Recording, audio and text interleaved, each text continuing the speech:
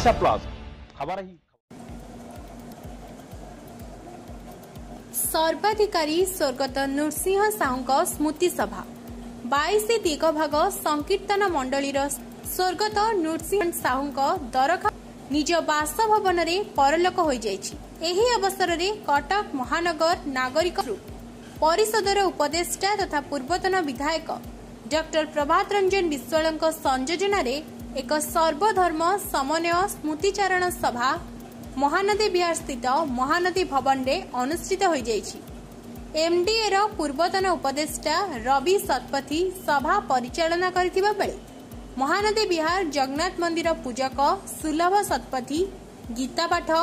सुखदेव सिंह और मोहम्मद फरीद निज निजर धर्मर धर्मग्रंथ पाठ करथिले। कटकरू महेश पात्र रिपोर्ट ओडिशा प्लस।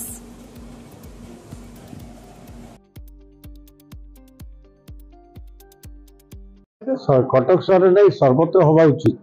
से बयस जो मैंने समाजर उच्च स्तर को जाइछन्ति तांकू आम समाज सम्मान दवा सहित जो मैंने नम्र भाव निजको विशेष एडवर्टाइज नकरी नीरव कार्यक्रम करि जाउछन्ति भिन्न भिन्न दिगरे मध्य सहर बा गोटे अंचल सम्मान दबार आवश्यकता अच्छे। आमे तांकू सम्मान दौनु निजे से कार्यक्रम में जड़ित हो आम निजे निजको सम्मानित कर दृष्टि 22 दिगभागर सर्वाधिकारी कटकर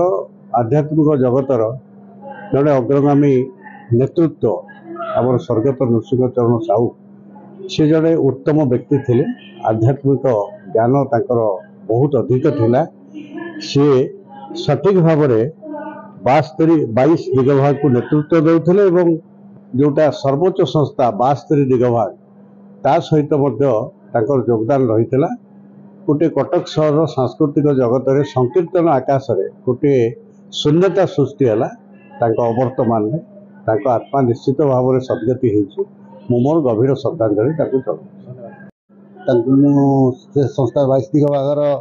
जड़े अधिकारी तेणु मोर संपर्क से सर्वाधिकारी आम जो 22 दिगभागर सर्वाधिकारी बापा मूल अधिकारी तेणु संपर्क जब कटक सहर संकीर्तन मेलण कथा कहतु सब समय संकीर्तन अलग महत्व केमती कौन आगामी दिन में आहरी आगे नृसिंह स्वर्गत नृसिंह साहू से संकीर्तन पर एत ज्ञान सी संकीर्तन को तार उन्नति करने डेभलप करने बहुत नहीं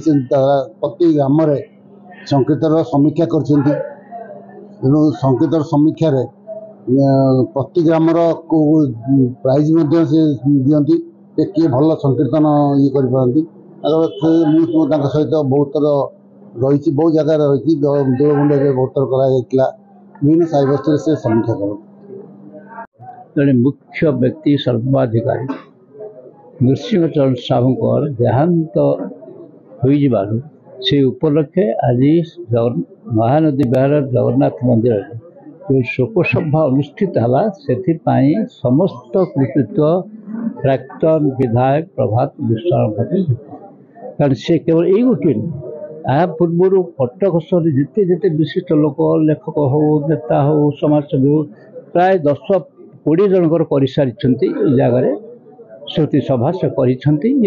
निस्वार्थ भाव से कर आंतरिक श्रद्धा जनाऊँ किंतु ये जो 22 मंडली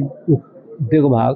तार संकीर्तन मंडल माध्यम तार अर्थ है संजोग स्थापन कर लोकों भितर मैत्री प्रेम श्रद्धा स्थापन करने हरिनाम माध्यम आध्यात्मिक चेतना माध्यम किंतु एबे वस्तु बदल हो जाए तो ये आप लक्ष्य करेंगे युवक मान जाती नहीं सब देखुची से बुढ़ा बुढ़ा लोक अपाठुआ लोक जाती कीर्तन में पाठुआ लोक लज्जा मारूँ ये अवस्था है किंतु आध्यात्मिक चेतना हरिनाम लज्जा कौन संकोच कौन से प्रेम कथा से प्रेमटा लोप पाई श्रद्धाटा लोप पाँच आज जपरी भाव प्रभावित ये उद्यम कर 22 मंडल दिगभाग जोटा अच्छी कि 72 मंडल जदि से आंतरिकता भाव में श्रद्धा सहित करेंगे संगठन करेंगे ताहले कटक सहर कहीं ओडिशा रे गोटे संहति सृष्टि हो मैत्री सृष्टि हो प्रेम सृष्टि हो गोटे आध्यात्मिक चेतना उद्भूत समस्या है से श्रद्धा नवेदन करुच्ची प्रभात बाबू को जेपरी भाव में से तांकर आंतरिकता सहकारे एपरी उत्सव कौन से एथरे किसी पाइबार ना दबार ना केवल श्रद्धा श्रद्धारे से एगुड़ा कर प्रशंसा कर धन्यवाद। नृसिंहचरण साहू 22 दिगबाघ संकीर्तन मंडल सर्वाधिकारी उद्देश्य श्रद्धांजलि सभा महानदी भवन महानदी विहार महानदी भवन अनुष्ठित कर वास्तविक 1996 मसीह मत बहुत सभा करती 22 दिगबाघ संकीर्तन मंडल मत 2000 मसीह मंडल से सामिल सदस्य भाव आज जदि संस्कृति परंपरा विशेषकर संकीर्तन मंडली कटक सहर में किसी युवक और नेतृत्व नहीं प्रत्येक साहि कटक सहर में मुरुद मान साहि कटक सहर ये किसी युवक को सामिल करी संकीर्तन प्रेमी कर धार्मिक चेतना भर को आने यथेष्ट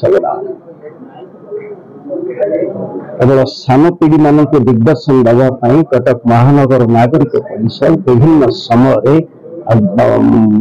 डॉक्टर गिरिजा भूषण पट्टनायक स्मृति सभा स्वर्गत कृपानंद राय स्मृति सभा अन्नदा प्रसाद साहित्यिक अन्नदा प्रसाद राय स्मृति सभा डॉक्टर भूषण रवि गांधी स्मृति सभा से भाव में जो भल भल प्रतिभा समाज कर्तव्य अच्छी से व्यक्तित्व मान परिषद निष्पत्ति यार सभापति अच्छी रविनारायण सत्यपति संपादक साधारण संपादक संगीत करता आम नेतृत्व में परिषद की गठन कर सान पीढ़ी मान दिग्दर्शन देवाई श्रद्धांजलि सभा सब आयोजन कर विशेषकर आज 22 दिगबाघर सर्वाधिकारी नृसिंहचरण साहू को जो श्रद्धांजलि सभा कराला से भल प्रतिभा माने भल व्यक्तित्व भल मनुष्य धार्मिक चिंताधारा भर व्यक्तित्व आज कटक सहर में संकीर्तन प्रेमी मान युवक मान विशेषकर मुरुद मान को एकाठी करवा प्रत्येक दल मेलन कहीदेव कोई भाव में एक संगठन को से सुदृढ़ कर आसुए तेणु अमरात्मा प्रति मोर गभीर श्रद्धांजलि जनवा सहित प्रभु जगन्नाथ परिवार को सहाय